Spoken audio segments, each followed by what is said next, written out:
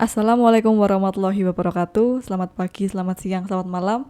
Kapanpun rekan-rekan melihat video ini, semoga selalu dalam keadaan bahagia dan dilindungi. Di akhir video ini, kita akan bisa menghitung Cohen-D effect size secara otomatis.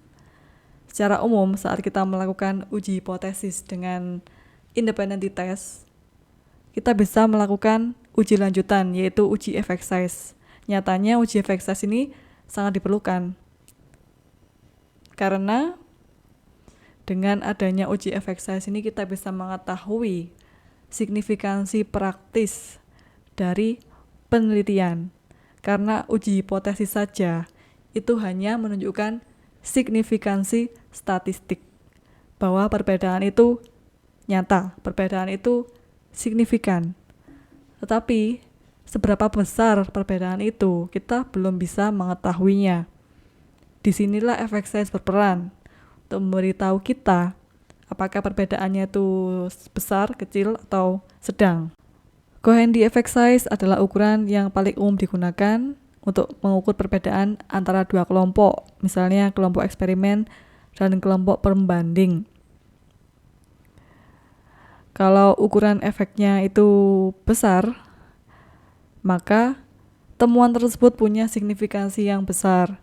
Kalau kecil, maka aplikasi praktisnya masih terbatas, sehingga kita bisa menggunakan poin ini sebagai kekurangan atau kelemahan dari penelitian yang ingin kita perbaiki dengan cara menerapkan strategi lain atau cara-cara lain yang mungkin bisa efektif untuk meningkatkan nilai effect size. Persamaan untuk Cohen-D effect size D adalah M2 min M1 akar SD1 kuadrat plus SD2 kuadrat per 2. Dalam menghitung ini kita perlu min dua kelompok dan juga standar deviasi. Kita tidak perlu menghitungnya secara manual, tenang saja. Sekarang ada software, sekarang ada website yaitu Good Calculator yang akan membantu kita. Mungkin tentu saja boleh kita mengukur secara manual, tetapi mungkin barangkali kita ingin memanfaatkan website tersebut. Jadi kita masih harus punya meannya dan juga standar deviasi kedua kelompok.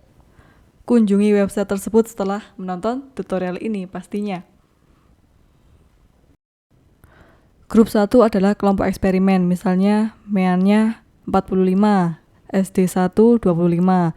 Grup 2 kelompok pembanding 30 dan 25. Kita hitung dan didapatkan effect size-nya Cohen-D sebesar 0,6, yang artinya efek medium.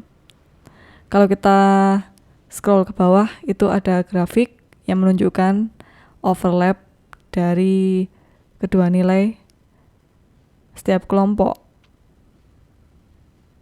Setelah kita tahu berapa besar efek size-nya, mungkin pembahasan yang kita lakukan seperti ini ya. Misalnya diperoleh efek 0,2, maka menunjukkan efek yang kecil, 0,5 efek yang besar, dan seterusnya. Sekarang kita manfaatkan suatu website yang lain untuk bisa memperkaya pembahasan tersebut, yaitu adalah websitenya rpsychologist.com/cohen/. Ini bisa memberikan kita suatu materi yang lebih lengkap dalam pembahasan nilai Cohen yang kita temukan dalam penelitian kita. Mari kita coba untuk mempraktekannya. Kita isikan Cohen-nya 0,6, enter. Grafiknya sudah berubah.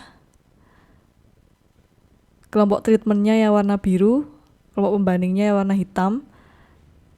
Ada overlap dan juga ada perbedaan sebesar 9. Nah, di sini ada nilai berbagai macam persentase. Nah, ini adalah penjelasannya.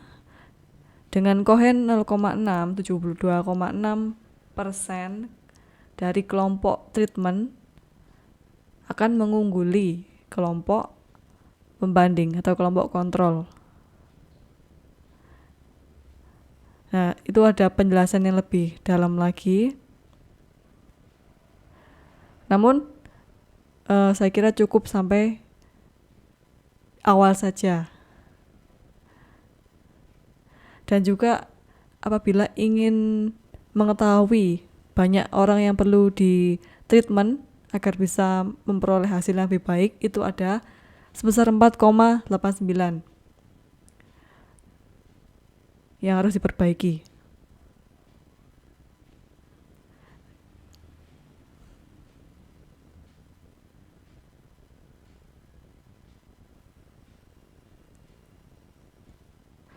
Nah, kita translate ke bahasa Indonesia untuk memudahkan.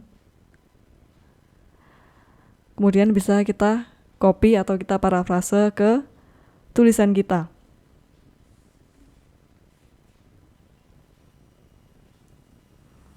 Dan jangan lupa kita berikan kredit kepada Christopher Magnussen. Kita kutip halaman tersebut. Mungkin bisa dengan apa.